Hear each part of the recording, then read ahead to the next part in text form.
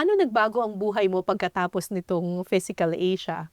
Actually, hindi pa rin ako makapaniwala na parang sobrang daming napaproud dun sa ginawa namin ni Robin. Parang ako, sa lahat na nakakilala sa akin, parang sobrang simple ko lang. Like kung ano yung nakikita nyo dito, same din sa gym ko kapag nagko-coach ako. It's more of, hindi nga ako sanay na nakikipag-usap, lalo na sa inyong superstar. Like, out sa Grabe ano ko sa to. superstar. Hindi, out sa career ko yung ganitong Nora setup Honor, ko. charot.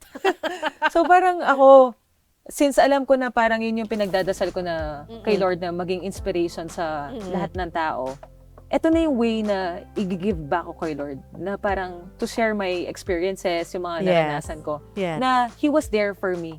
Kahit anong nangyari, like good or bad, alam kong guided po ako.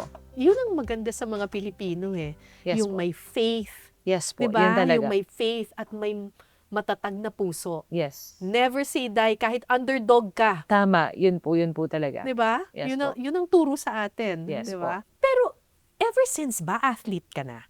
Competitive na po talaga akong athlete. Kasi yun yung dream ko talaga, like mag-compete international level na mag-represent for the Philippines. Amazing! Yes po. Nakuha mo yung dream mo. Nakuha ko siya pero hindi siya instant. Like nung bata ako, parang nakikita ko yung mga friends ko, nagpapalarong pambansa sila. Parang ako, kailan kaya? So nabigyan ako ng chance dun sa Ultimate Frisbee kasi nagre-represent sila ng national team. Kaso na-injure yung finger, something like that. Tapos lumitaw yung CrossFit. So nag-prep ako, ma'am, for 5 years. Hindi ako lumaban ng hindi ako ready. Yun yung mindset ko. Ang mindset ko talaga parang underdog na alam ko na meron pa ako room for improvement, merong progression lagi. So nung time na 2019, naging national champion ako ng Philippines and bound for CrossFit Games. Wow! So yun, parang worlds na siya, like best ng country papadala nila. Dahil nag-pandemic, hindi na naman natuloy. So parang ako, okay, kung ano lang plano ni Lord, basta tuloy ko yung coaching ko, yung pagiging athlete ko. Only to find out, Physical Asia ang kinalabasan.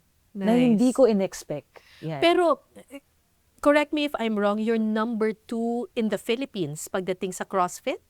This year po.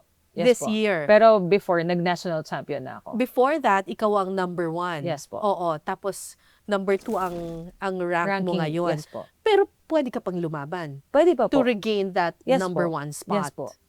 Yun naman din yung ano ko, yung mindset ko, parang nung nasa Physical Asia ako, alam ko na merong mas magaling sa akin. At alam ko na yung CrossFit community, mas inaay nila sigurado na ba't hindi yung champion yung pinadala? Ba't ako, di ba? So parang ako, alam ko na yung ina-expect ko, pero sabi ko nga, everything happens for a reason. So nandito ako, may purpose siya.